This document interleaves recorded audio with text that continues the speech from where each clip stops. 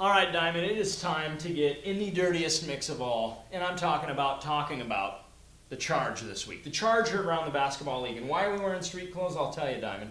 I want to do our best to detach ourselves from Ultimate Hoops and look at this as objectively as possible. We have to. We have to take the shirts and the coats off right now because 400 views alone today, right? We talked about that. I myself looked at it 4 times. Not the best angle, but you know what? It's an angle that, thank God it was on videotape, or we'd just be hearing it through the rumor mill. Well, and you gotta give big props to James Varese on this one. I mean, he's a respected ref in the league, probably the most respected ref in the league. I appreciate that. Yeah, and I want to say that his input today spoke volumes as to the difficulties of officiating in this league, right, and also to the rigorous training that these referees go through.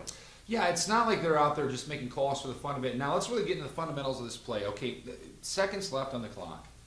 T-Pups, without 2 of their, Kyle Wenzel, as we know, is the cornerstone of the team. Yeah. Sean Ball, the MVP, was going to carry this team to a victory without either Kyle Wenzel or Marco Moyano, who are in Las Vegas right now working on their tans. Yeah. Although Moyano is perennially... he's always in good summer form. Those guys are all in good shape. They're always looking like their Vegas best. But, okay, so Ball brings, he gives to Jarrell Foster, new addition to the team. Then what happens?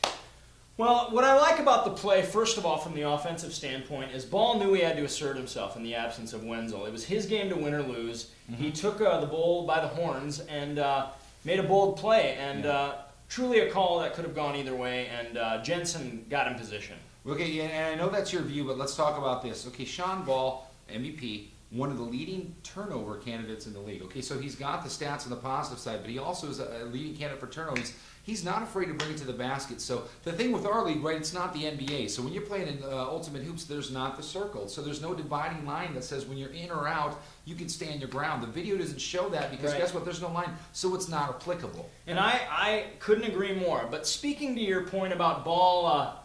committing a lot of turnovers. You know what I like about that, though? He's a guy that's not afraid to roll the dice. Yeah, he's going to take some risks, and he's going to try to get to the basket. You got to applaud that. There's other things that I'm going to applaud the league for in general. Now, I've questioned this in the past, but the league doesn't run with a shot clock. People respect the game enough, I think, in this league to really just get it off. No one's going to really hold the ball in play, slow it down too much, with the exception of a few teams.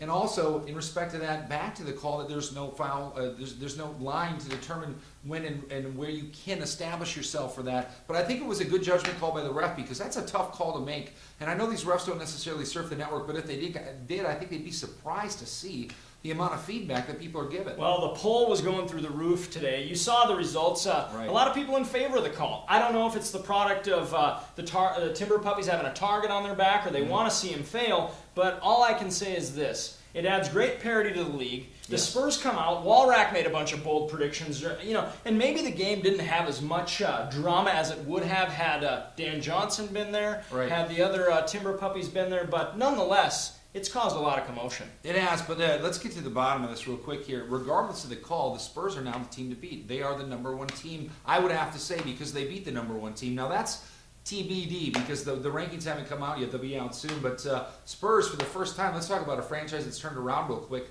We'll give this about 20 seconds. 2 seasons ago, nobody took this team seriously. They signed Walrack. They bring on a lot of new players. And all of a sudden, they are the #1 team in the league. And I attribute that to one thing and one thing only, the savvy veteran leadership of Dan Johnson. He's going to make some shrewd moves, and he's not afraid to pull the trigger. My question, though, is where's Dan Bender in these games? Because you'd like to see his face on the sideline even though he's injured. Is he rehabbing that hard, or is it just that he's not showing up? Well, we shall find out as the season unfolds, Diamond. We'd like to know. So get on the network, chat about it. Don't be afraid to poll because the call's already done. The Spurs won the game, but we'd like to know your feelings and look for more polls like this as we get in the dirty mix. Yeah, until we see you on the court, Diamond. We'll see you online at uhnetwork.com.